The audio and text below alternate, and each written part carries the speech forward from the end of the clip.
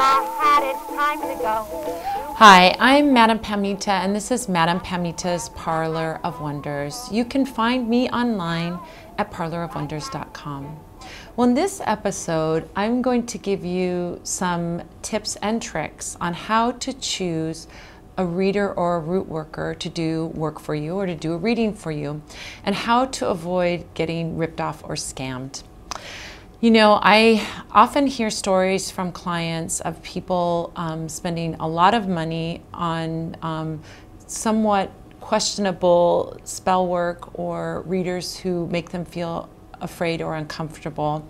And I often hear these stories and feel very dismayed by it, because I feel like with any profession, many professions, you'll find good people and you'll find people that are there selfishly and trying to hurt others. You know, for example, we can look at lawyers or doctors, police officers, priests and ministers. In those professions, there can be very good people, but there can be also people that use their power and prey on vulnerable people. And readers and root workers as a profession is no different. You want to make sure that you're safe and that you're choosing someone who's ethical and not choosing someone who's taking advantage of you when you're at a vulnerable moment. So when I talk to my clients about choosing a reader or what they should be looking for, first thing I say to them is trust your own gut and trust your own intuition. If you go to a reader and they make you feel uncomfortable in some way, they make you feel afraid, or they make you feel discouraged, or somehow make you feel hopeless, like that there is no hope for your situation, then I would say you need to check in with that intuition and trust it. And go get a second opinion. Go get a reading with another reader and see if that reader is seeing the same things that this reader who makes you feel uncomfortable is seeing. Oftentimes my clients will come to me with stories of readers who are showing them things like, you have an ancestral curse on you, you have, you know, to clean this curse off, we have to do a bunch of candles, for example, and each candle is going to cost $500. And so that is also a kind of a red flag, and not even kind of a red flag, it's a big red flag that someone is trying to scam you or rip you off if they're wanting to charge you a lot of money. I think another warning sign for unethical readers is free readings, or readings that are very inexpensive, $5 palm reading, $10 tarot reading. Now, a little quick 3-card, few-minute $10 tarot reading is not, of course, an issue. But if you have somebody charging $5 for an extended reading of some kind, generally they're not going to be making enough money to survive doing readings that cheaply. And so they may then use that to lure you in, and then on top of that, then say you have this curse or something that has to be resolved, and only that they are the only ones that can resolve it, and here's the cost of resolving that. If someone's asking you to do something very expensive, get a second opinion. Go to another trusted reader, even if that first reader says don't tell anyone about this or don't ask. I always say, well, you know, it's your money and you want to hang on to your money, you don't want someone to rip you off. When someone is doing work for you, one of the things that is essential is that they show you that they are doing the work. Now, many times I hear from clients who are getting work done by someone who lives far away from them, and they send the money and then they never hear anything again. Or they send the money and then the reader says, oh yeah, I did that candle for you. But there's no documentation or proof. Even sometimes you can be tricked by getting a photograph of some work that's been done for you, but it's just a generic photograph. You know, someone can take a photograph of a candle spell, or even take someone else's photograph online, send that to you and say, this is your candle spell, but there's no proof that they did that candle work for you.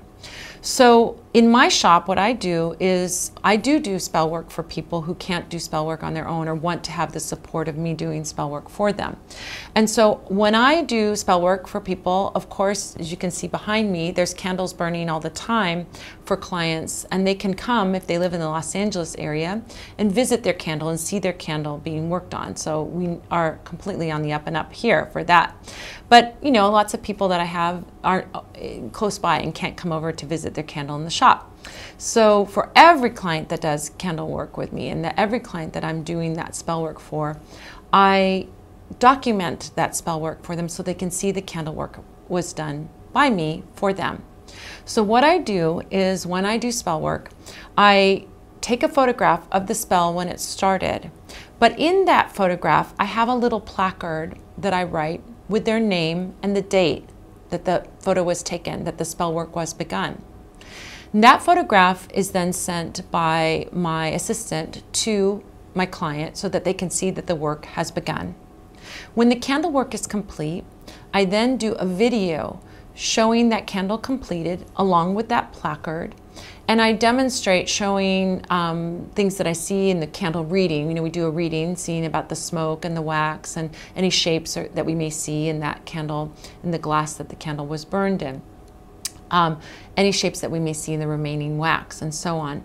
And that I do as a video showing you that the candle work was complete, and not only was it completed, but what did we see about that candle spell that can let us know more information about the situation. In each of those cases, your name and the date that it was started, and you know, your name and the completed candle work is shown to you.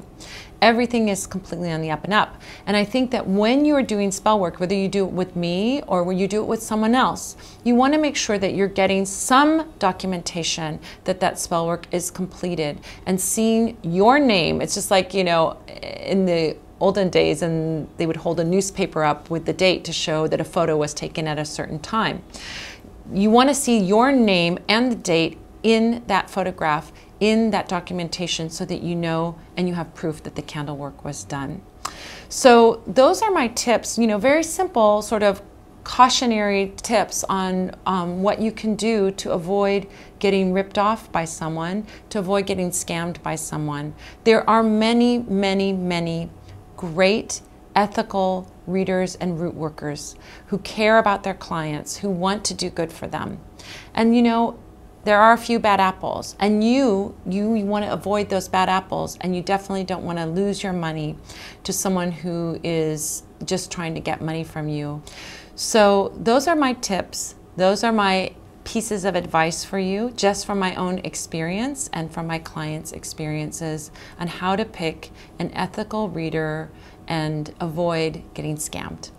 So thank you so much for joining me today. I'm Madam Pamita. This is Madam Pamita's Parlor of Wonders. You can find me online at parlorofwonders.com.